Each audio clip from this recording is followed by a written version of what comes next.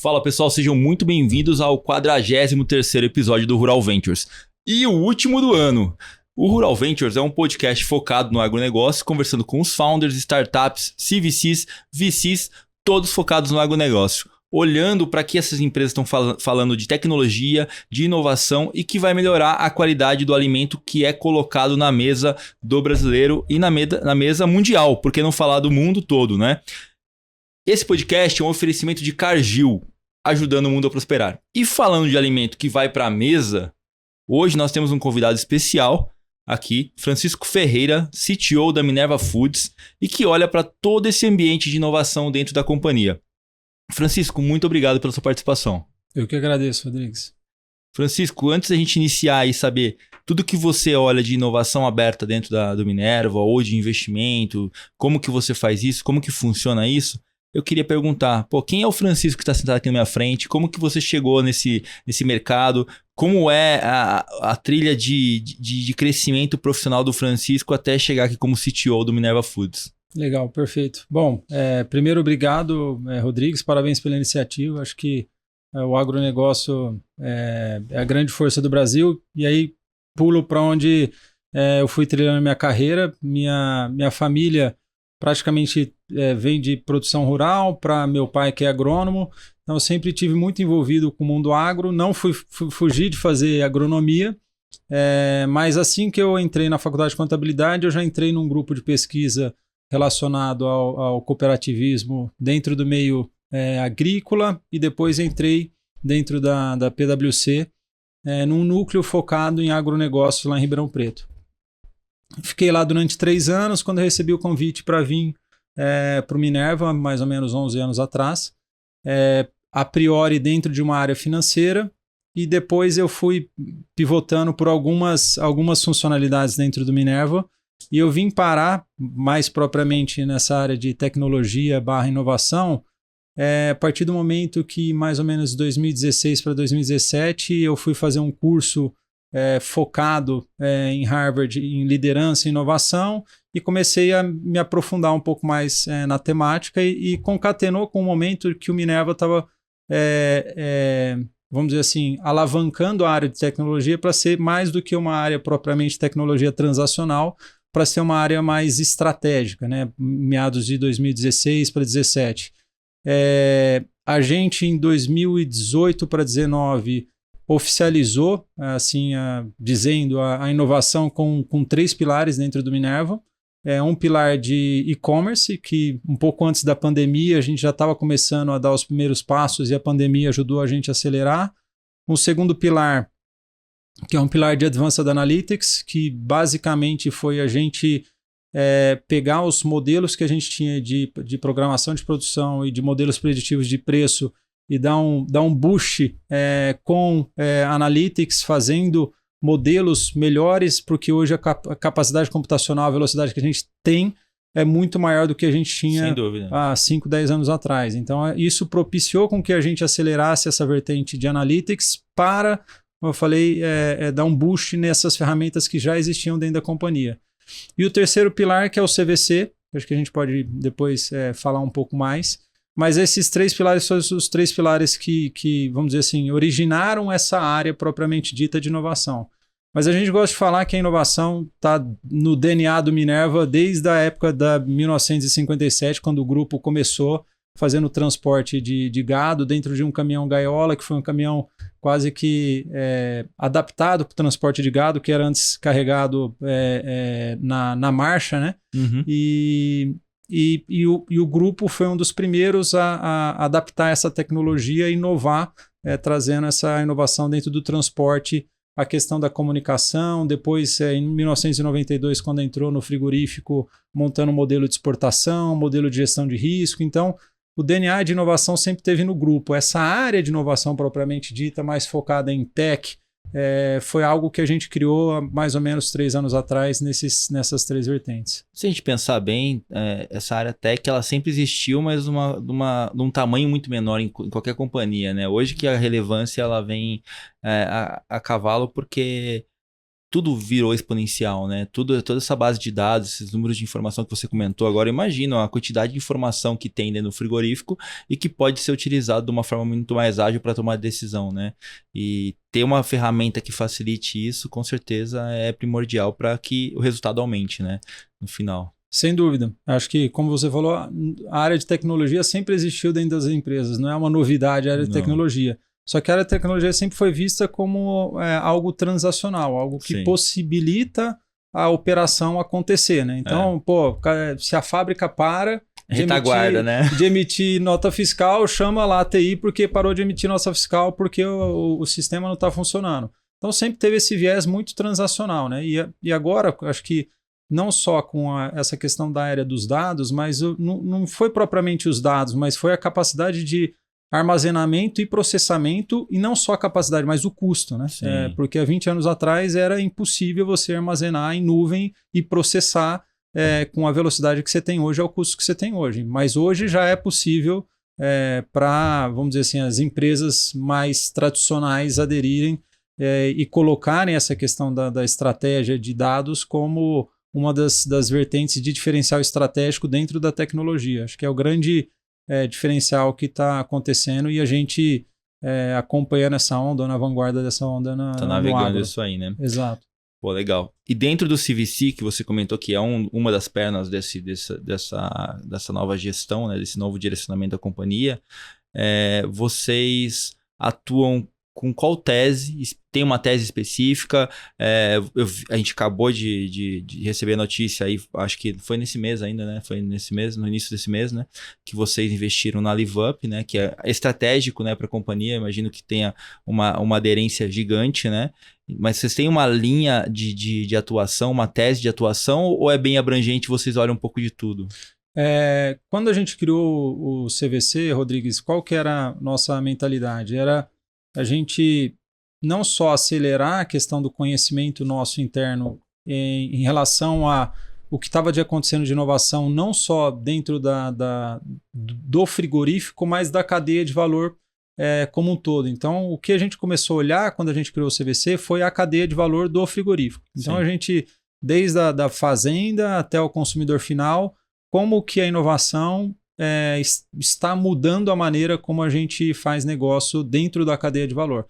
Então, quando a gente olhou na tese, quando a gente montou o Venture Capital, foi 100% focado dentro da cadeia de valor do frigorífico, do Minerva Foods. Então, a tese está 100% relacionada com a cadeia de valor.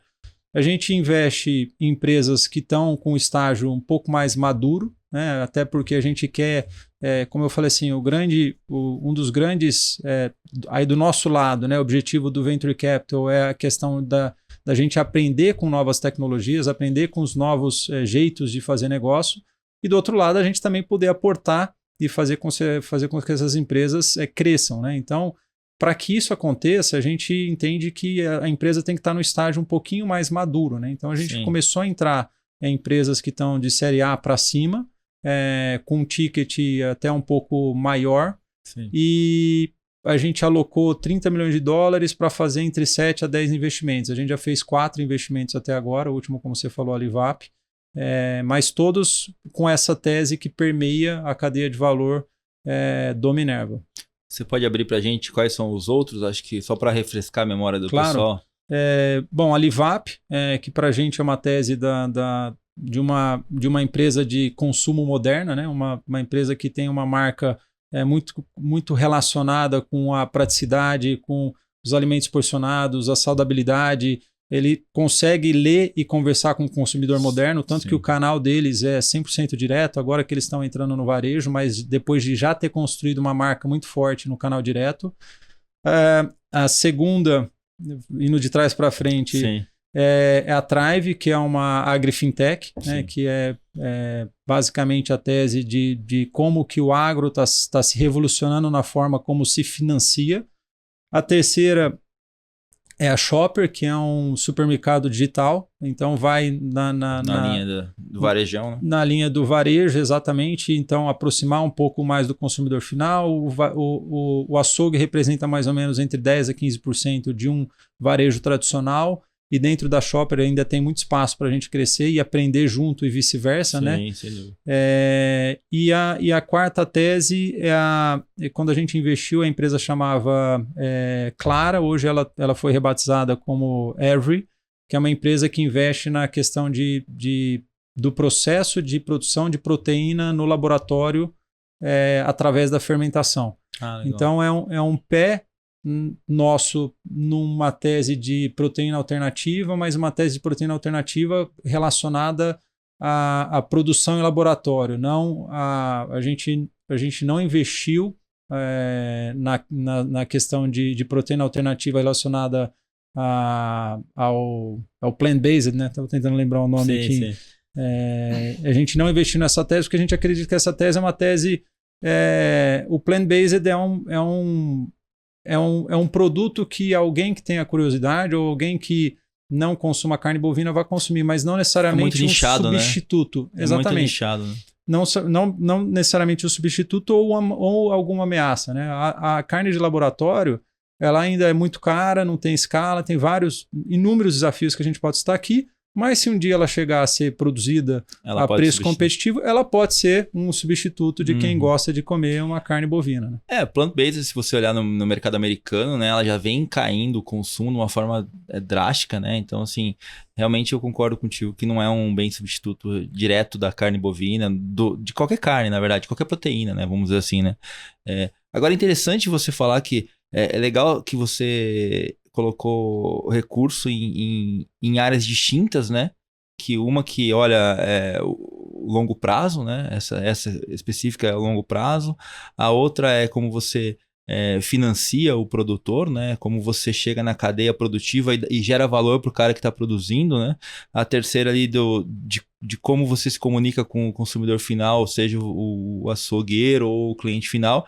E a LiveUp é uma agregação de valor no produto que você Exato. Coloca na mesa do consumidor de uma forma com o aspecto preparado, pronto para comer e de uma forma que você também consiga... Eu imagino que a facilidade com que você coloque a LiveUp, consiga colocar a LiveUp na mesa do consumidor é muito maior, porque eu acho que o problema desse business é o last mile. Sim.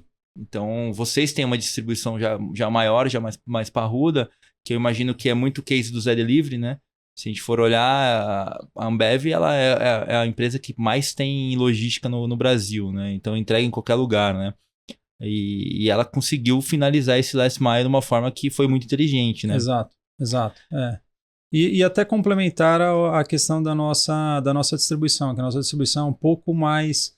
a gente não distribui produto tão fracionado. Já a LiveUp, ela entra, como você falou, nesse last mile extremamente fracionado. Né? Então, ela acaba sendo complementar. Então, não é concorrencial, ela é complementar. E agrega valor, né? E agrega valor, sem dúvida alguma, dentro do portfólio nosso.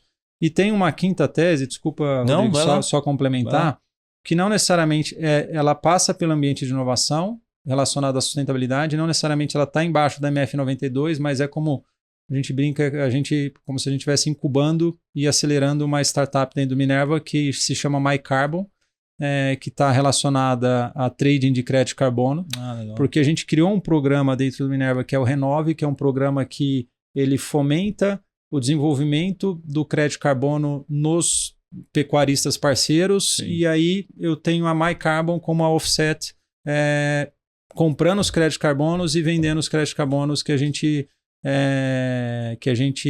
origina dentro dessa base de pecuaristas.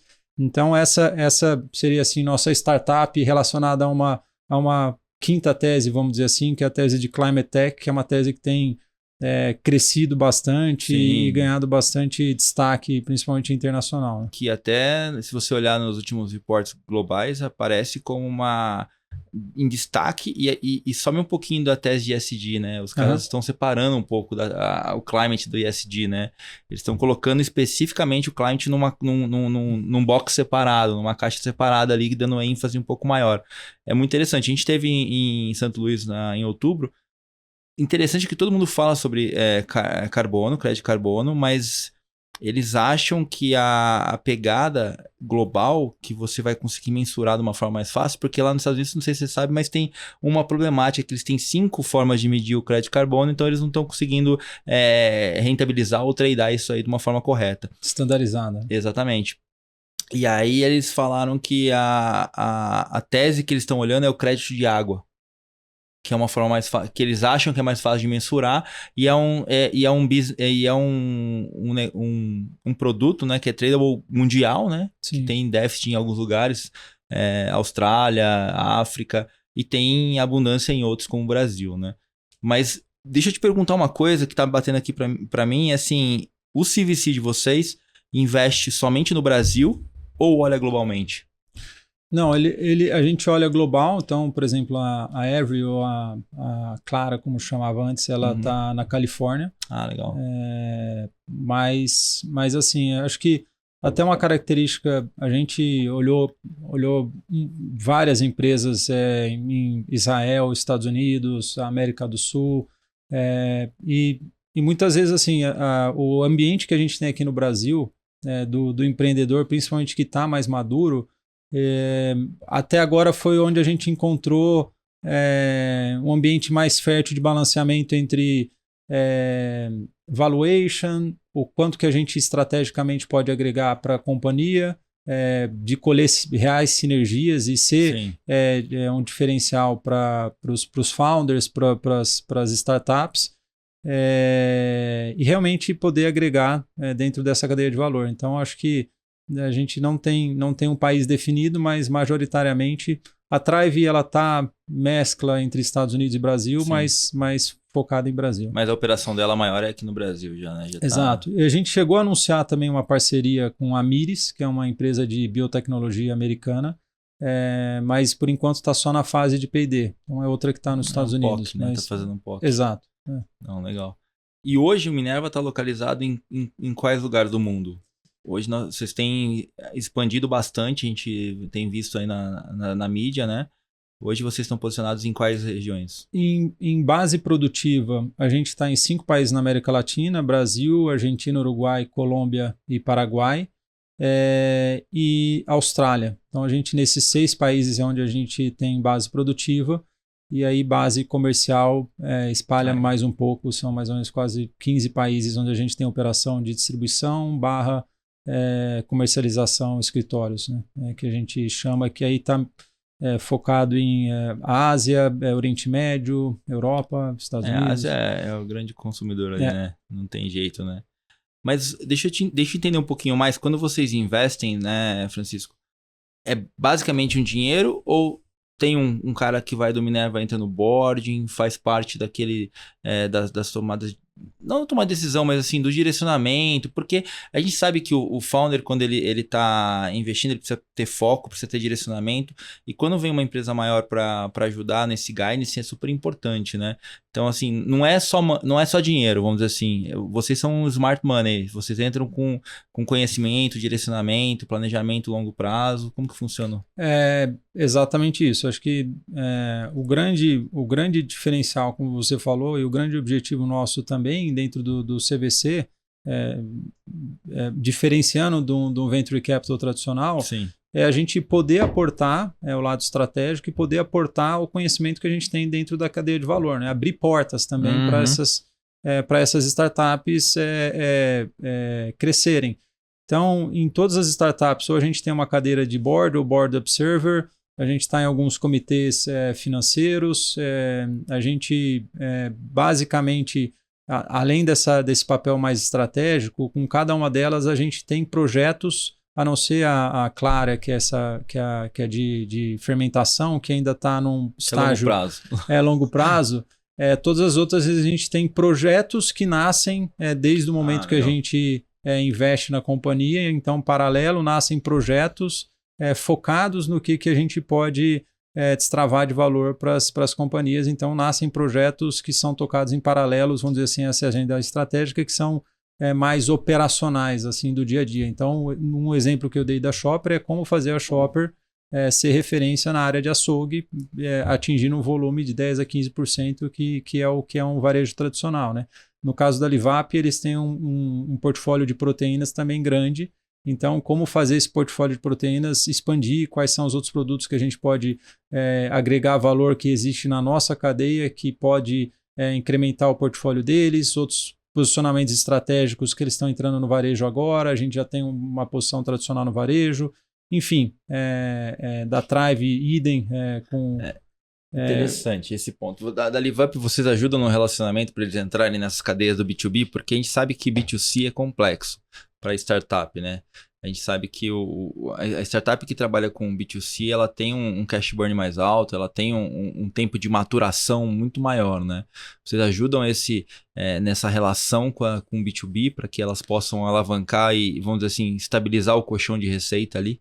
Esse, assim, citei especificamente esse da Livap, que Sim. a gente basicamente entrou faz um mês, mais ou menos. Que como está em alta, falou. vamos dizer assim. Exato. Então, esse é um projeto que está nascendo e eu citei um dos pontos de sinergia que a gente já mapeou foi exatamente esse. Fala assim, o Minerva tem uma posição de volume negocial, histórica, de relacionamento com o varejo que pode ajudar, sem dúvida alguma, a Livap a expandir nesse canal, que é um canal que eles começaram a abrir agora recente em alguns prova de conceitos em varejos, principalmente aqui na cidade de São Paulo, e tem esse projeto de expansão, e que eu acredito que vai ser muito bem sucedido, como você falou mesmo.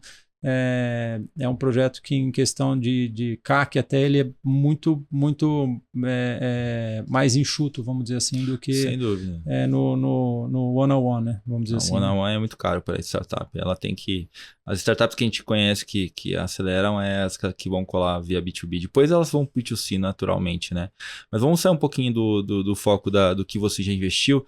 E eu queria saber qual que é a sua visão para o setor de agtech da América Latina. Porque hoje a gente tem conversado com algumas startups da América Latina, a gente tem percebido a mesma coisa que você percebeu, as startups da América Latina, principalmente do Brasil, ela tem uma maturidade, essa segunda onda que veio agora com esses empreendedores mais formados, mais, vamos dizer assim,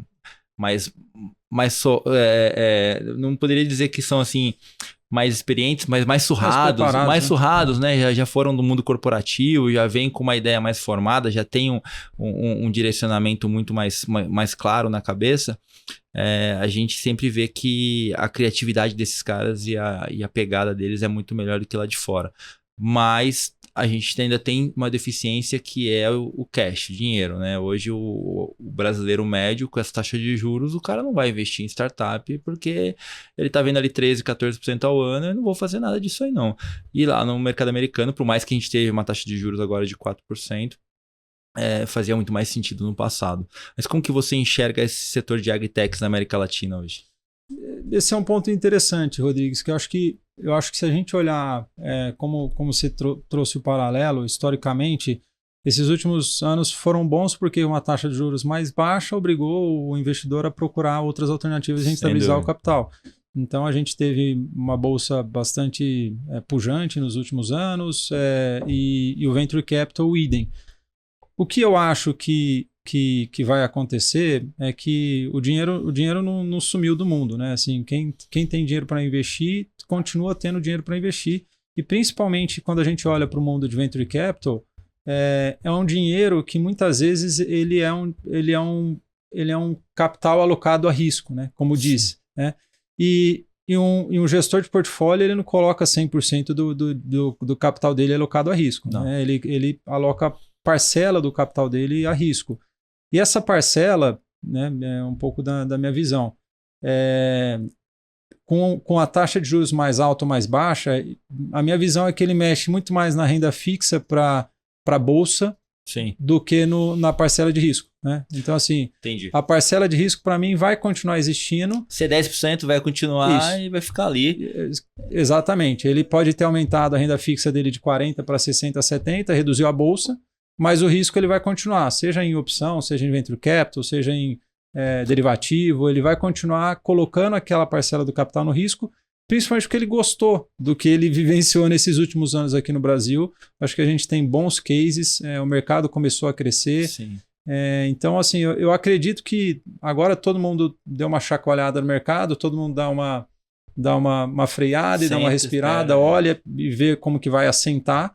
mas eu acredito que o investidor aqui no Brasil gostou de investir, o investidor estrangeiro viu que tem boas oportunidades aqui, então eu acho que o capital para as startups vai continuar fluindo nos próximos anos da maneira como a gente viu nos últimos anos. Você tem um ótimo ponto, porque a entrada na startup, no capital de risco, ele é mais difícil e não é oportuno, vamos dizer assim. Não é sempre que tem. Não. Agora, a entrada na bolsa, você pode entrar a qualquer momento, você pode sair a qualquer momento. Sair e entrar. Exatamente, acho que é um ponto bem levantado, porque o capital de risco pode ser que a startup esteja precisando de dinheiro agora e daqui 2 anos ela não precise mais. Ela já conseguiu fazer o negócio dela rodar.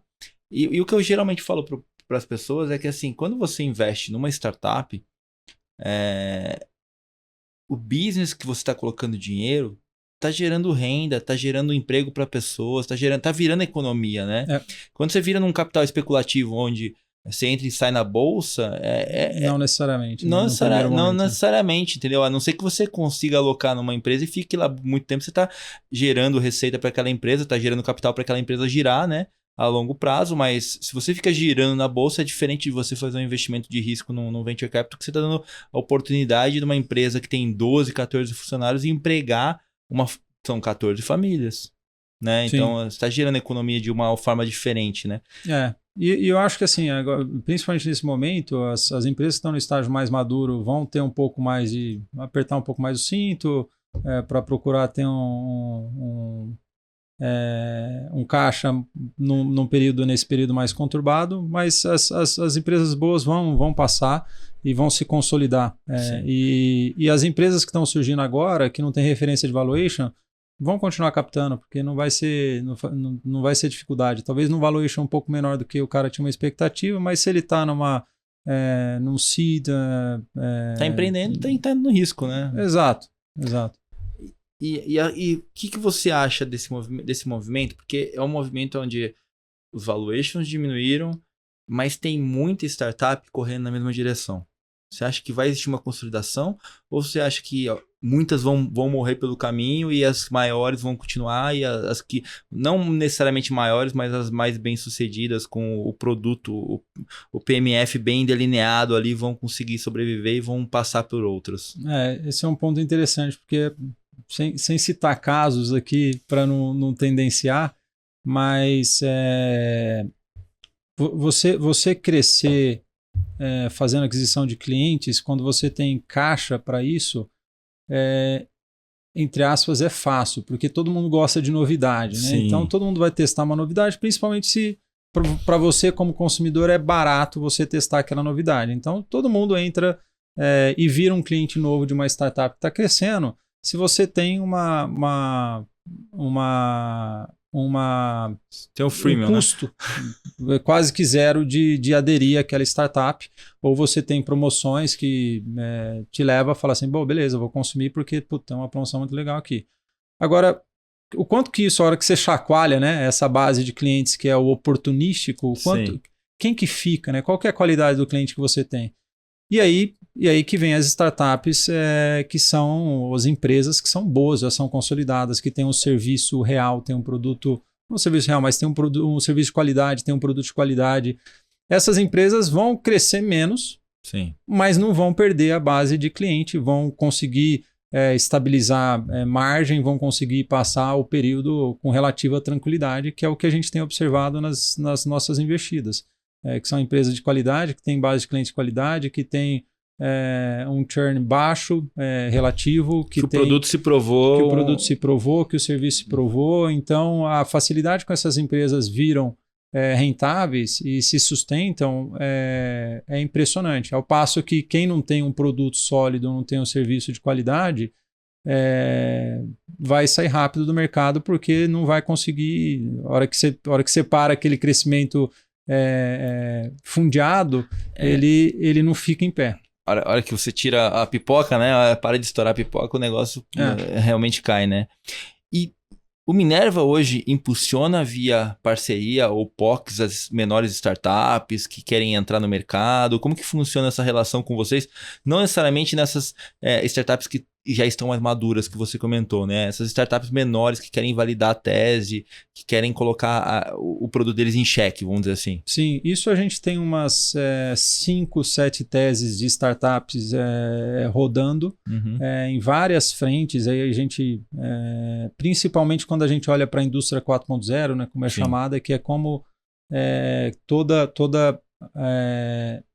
a revolução que acontece dentro da fábrica na questão de, principalmente, automação de linha. Então, ali tem muita coisa legal acontecendo, que o investimento é um investimento também pesado para você falar assim, eu vou colocar em todas as plantas, mais de 30 plantas do Minerva. Não, peraí, vamos rodar, vamos provar o conceito, vamos ver se esse produto realmente agrega valor, funciona, e aí a gente pensa em enrolar nas outras plantas do grupo. Então, principalmente nessa foco de indústria 4.0, nessa inovação, a gente tem muita prova de conceito rodando com startup. Você fala robótica, exatamente, partes mais pesadas, né? Robótica, ou mesmo linha de automação, de medição, de leitura de carcaça, por exemplo. Enfim, tudo que está dentro de fábrica, vamos dizer assim. Mas está na tese, se vocês acharem alguma coisa, algum POC desse, vocês investirem na empresa ou continua como parceria ou como compra do produto só? A gente não conseguiu, vamos dizer assim, a gente tem relação normalmente com essas startups, mas principalmente as que têm teses mais focadas, assim, né? Geralmente elas são muito pontuais, né? Sim. Então, existe até às vezes alguma dificuldade de enxergar ali aquela startup crescendo e é muito capital, virando né? unicórnio, por exemplo. É muito capital intensivo, mas a gente vai monitorando essas startups que a gente vai fazendo as provas de conceito, porque sem dúvida alguma é uma oportunidade de pipe para o VC. Sem dúvida. E aí você comentou de unicórnio, eu geralmente eu pergunto para os convidados, você acha que vai existir muitos unicórnios no agro? Porque eu tenho uma tese, né, Francisco, assim, como todas as empresas, grandes empresas do agronegócio de commodities estão muito ligadas no setor de tecnologia, cara, você olha para todas as empresas ao redor do mercado de commodities, elas estão inseridas dentro do ecossistema de uma forma que ela consegue acompanhar e falar assim, cara, esse cara aqui, ele pode disruptar meu negócio, né? Como você que investiu daqui a 10 anos na Clara lá, que vai fazer um alimento que pode ser substituto à carne bovina, ou à carne de frango, qualquer uma dessas. E aí eu falo pra galera, eu acho que existe unicórnio no mercado de commodities, no agritech, mas é em menor quantidade, porque as empresas estão muito ligadas e elas podem abocanhar essas empresas. E aí o potencial de uma startup, vamos dizer assim, se tornar unicórnio, ela é diminuído por conta dessa relação, entendeu? O que você acha? Esse é um bom ponto. Principalmente se a gente olhar para o agro brasileiro, que sempre teve que competir com agro americano, europeu, extremamente subsidiado, e o agro brasileiro ter que ser competitivo na competitividade, o agro sempre teve a inovação na vanguarda. Sim. Né? Então, quando a gente olha aqui no Brasil, a produtividade tem que ser alta e sempre foi muito alta. Claro, a hora que a gente coloca numa média, às vezes é baixo, mas a hora que a gente vai para as regiões de produtivas ou de grande produtividade, os grandes produtores são muito fortes. Que tem incremento de tecnologia real mesmo, alto, né? Exatamente isso. Então, assim, eu vejo isso que você está falando, para mim faz sentido. Faz sentido. E a hora que a gente olha as empresas que estão dentro da cadeia de valor, desde as grandes tradings até, como você falou, isso da Cargill que patrocina aqui, até as indústrias de implementos, a indústria de químicos,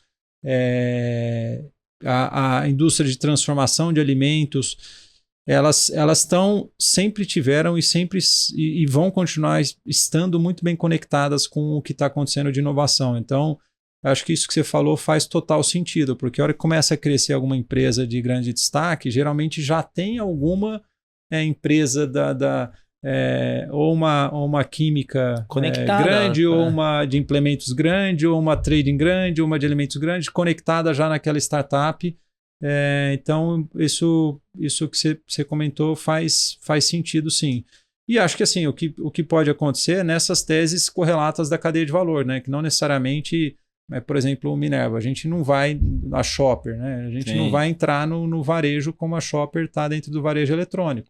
Então, esse é um exemplo que ela está dentro da cadeia de valor, mas não necessariamente eu vou pivotar porque esse daqui é uma ameaça, vamos dizer assim, é o meu modelo de negócio. Então, a não ser que eu decida verticalizar, o que não é o caso criar nosso. a sua própria shopper. Vamos dizer exatamente, assim. O que não é o nosso caso, mas é um bom ponto, acho que de reflexão. Mas o que é positivo para o empreendedor, saber que ele vai ter... a saída está mais próxima. A saída, né? Exatamente, ele tem saídas críveis e mais próximas. Né? Porque o que a gente conversa muito com o mercado, né? E assim, a questão de você disruptar e virar unicórnio é quando você passa abaixo da sombra, né? Abaixo abaixo do radar, né? Então, e aí são coisas como agri-fintechs que revolucionaram de alguma forma ou vão revolucionar de alguma forma o modelo de crédito, o modelo de lastro. Como que vai funcionar isso? Que passa por alguns pontos que são importantes e que eu tenho olhado com bons olhos para o mercado depois das mudanças recentes do Banco Central, de algumas aberturas do próprio governo, né? Porque cada vez que o governo modifica uma lei ali, ele abre um pouquinho o franco ali, né? A gente consegue ver N alternativas, né? Que melhoram a adesão de startups, melhoram a adesão de empresas que vão revolucionar da forma que é feito hoje. O próprio Pix é um exemplo fenomenal. Então, a hora que você começa a abrir espaço, né, para que isso aconteça, ali pode surgir alguns unicórnios, mas na minha visão ainda por conta de todo esse ecossistema conectado que a gente vê hoje no mercado de agro, né, não só de hoje, mas de sempre, né, eu vejo uma limitação um pouco grande por conta disso, mas acho que vão existir alguns unicórnios, mas num aspecto um pouco menor do que a gente vê em outras linhas de negócio. Acho que só complementar a isso, acho que o Rodrigues tem a questão muito do founder, né? Acho que da resiliência do founder ali ao longo da trilha dele, ele ter possibilidades de saída e ele ser resistente ali e saber falar assim, não, eu tenho um ponto ali na frente que eu quero chegar, uma meta que eu tenho que eu quero chegar e resistindo, vamos dizer assim, essas tentações, etc e tal, de saída no meio do caminho, né? Você levantou o ponto agora. Eu ia te perguntar qual importante é a visão do founder para você quando você investe numa startup, porque a empresa é o founder, né? Sem dúvida alguma.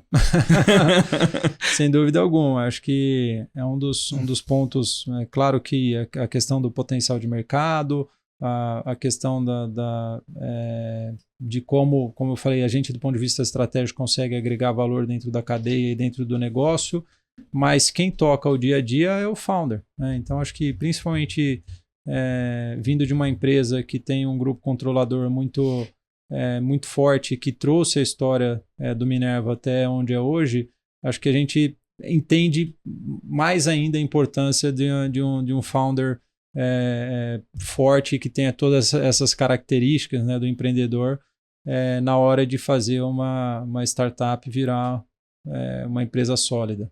Sem dúvida.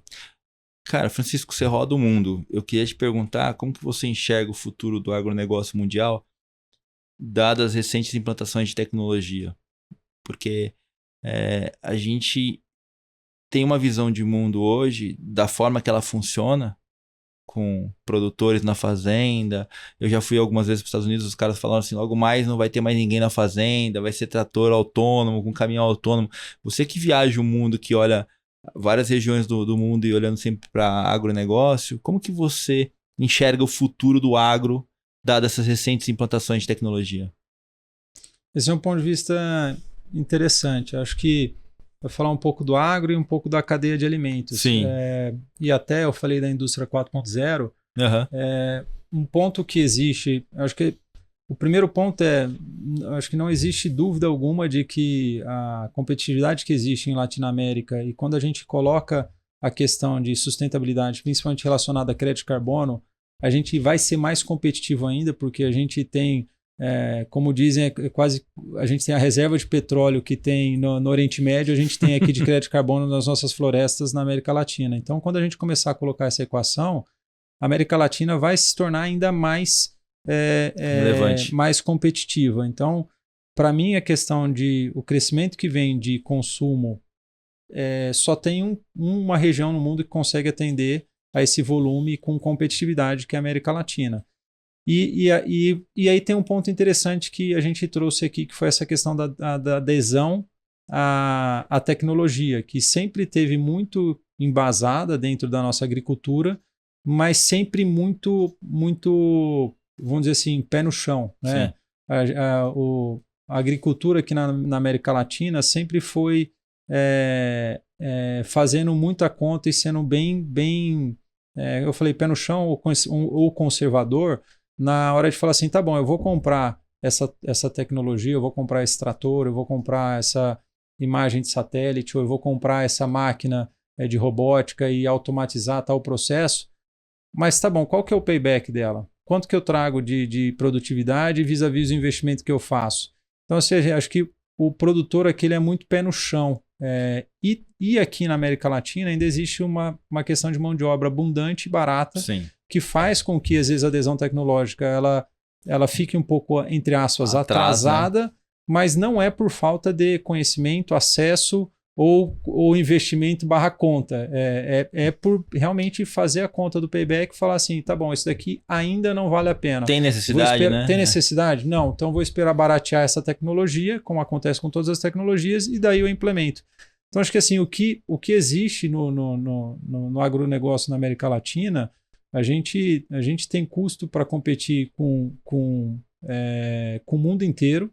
A gente tem a questão da sustentabilidade, que o crédito de carbono vai ser a grande virada de chave, e a gente, na questão de inovação, a gente não fica devendo para ninguém. O que às vezes a gente, como eu falei, tem de, entre aspas, atraso, é simplesmente uma conta de payback, não é por falta de acesso, né, ou por falta de conhecimento. Não é bem um atraso, na verdade é um atraso estratégico, né? Exatamente. Um atraso estratégico. Interessante esse ponto de vista, porque a gente costuma falar muito com os convidados aqui sobre, será que a adesão tecnológica ela é por conta da idade média dos produtores ou é por conta de uma adesão estratégica que nem você comentou? Porque o mercado americano, os produtores são mais velhos, 63, 65 anos. O Brasil é 38, 40 e a gente já vê um interesse muito grande dos filhos, dos jovens, né? Querendo ficar na fazenda, que uma coisa... há 10, 15 anos atrás já era totalmente diferente. O cara não queria ficar porque não tinha internet, não tinha celular, não tinha nada. O cara tinha que ficar no meio do mato. Hoje não. Hoje o jovem já fala, dá pra ficar aqui, eu tenho condições de ficar aqui, tem um avião aqui que vai pegar ali Azul Campinas e em uma hora eu tô em São Paulo. Mas é interessante esse ponto que você trouxe, porque a adesão necessariamente é uma adesão estratégica porque nós temos custos mais baratos, né, em relação a mão de obra, em relação a um pouco de tudo. E esse é um ponto importantíssimo, Francisco, porque assim, esse é o timing de você falar, cara, faz sentido eu investir numa startup que vai querer colocar isso pro produtor, porque é uma coisa que o Kiran sempre fala e ele tem muita razão, assim, cara, o produtor brasileiro só vai implementar qual que é a dor maior dele. Não vai colocar uma dor menor. Conta. Ele vai fazer conta. Ele vai falar assim, cara, uma dorzinha menor aqui não vai me atrapalhar, né, no resultado total, né? No total comp do negócio, né? Só um paralelo, se a gente imaginar, por exemplo, os Estados Unidos está discussão dos caminhões autônomos, né? Sim.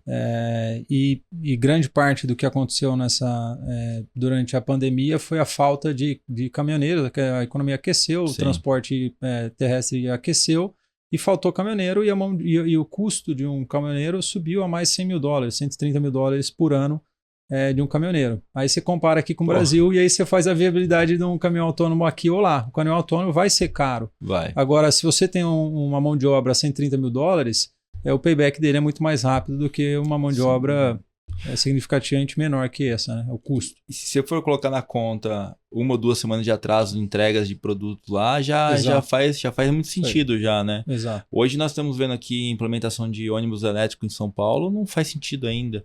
Então, essa questão que você trouxe, ela faz muito sentido para N fatores de investimento dentro de uma startup, porque a adesão vai fazer sentido quando tudo ao redor do que envolve o agronegócio fica mais caro e realmente ter esse valor agregado no negócio, né? Exato. Francisco, a gente está chegando ao final. Antes da gente ir para um bate-bola aqui para entender um pouquinho mais o que você consome de conteúdo, esse podcast também é um oferecimento da Arara Seed, o crowdfunding do agronegócio. Tem rodada aberta lá, tá rodando a Agroboard. Entre no site araraseed.com.br e acesse e dê uma olhada nessa rodada. Francisco, cara, assim, a gente gosta de compartilhar. Até recentemente compartilhei um artigo no LinkedIn ali com todos os livros de todos os entrevistados desse ano. Pode ser livro, pode ser podcast, pode ser o que você consome de conteúdo para você se atualizar em relação ao mercado. Esse é um bom ponto.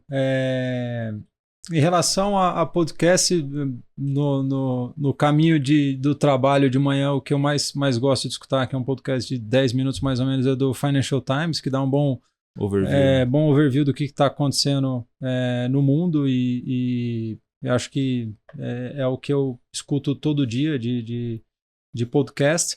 E livro, eu gosto muito de livro que conta a história de empreendedores, porque acho que isso inspira e também faz você aprender um pouco da história, aprender um pouco de estratégia de negócio, aprender um pouco do contexto, às vezes, de alguma empresa, da dificuldade que aquele empreendedor passou, que todos passaram, né? Então, acho que é algo que eu gosto bastante de consumir leitura, que está muito relacionada à questão de quase que uma biografia, assim, vamos dizer assim. Uma biografia barra tese, né? Barra tese. O que eu estou lendo agora é o do SoftBank, né? Que conta um pouco da biografia do Son. Enfim. Não pegou o último ano dele, né? Pois é. Vamos deixar para depois, né? Pô, Francisco, mas gostaria de deixar um espaço para você deixar e-mail, LinkedIn, para que as pessoas possam entrar em contato contigo se tiver uma startup, fazer um POC, ou quiser conhecer um pouquinho mais do modelo, se você quiser deixar um ponto aqui, ou até mesmo a gente vai marcar você no LinkedIn, as pessoas podem contactá-los. Acho que é mais fácil, né? Uhum. Maravilha. Se quiser deixar um recado aí do Minerva, agradeço a sua participação, cara, pode ficar à vontade. Não, agora perfeito. Eu que agradeço, Rodrigues, a oportunidade de compartilhar aqui com você um pouquinho do que a gente tem feito e conhecer o canal de vocês, parabenizar pelo que vocês têm feito pelo agro também. Obrigado. A gente acredita muito na tese e no agro e, portanto, compartilhamos desse mesmo valor princípio. Obrigado pela oportunidade. Obrigado você. O nosso trabalho aqui é só traduzir para que as pessoas entendam o que está acontecendo no mercado de Venture Capital, porque é tudo em inglês, a galera às vezes tem que dar uma traduzida. A gente tem até falado assim, vamos fazer algum conteúdo em inglês para a galera também, mas a gente quer trazer essas informações de uma forma sucinta e que o cara consiga escutar no trânsito, em qualquer lugar que ele possa curtir essas informações. Pessoal, muito obrigado por participar do nosso episódio do Rural Ventures, o último desse ano. 2023 vai ter mais, vai ter novidade. Ano que vem a gente volta já entrevistando as startups novamente. Nós vamos dar um break dos CVCs, dos VCs. Voltamos às startups. Nos acompanhem no Instagram, rural.ventures. Também fique ligado no YouTube, @bmc.news. Obrigado, gente. Um bom ano para vocês. Um abraço.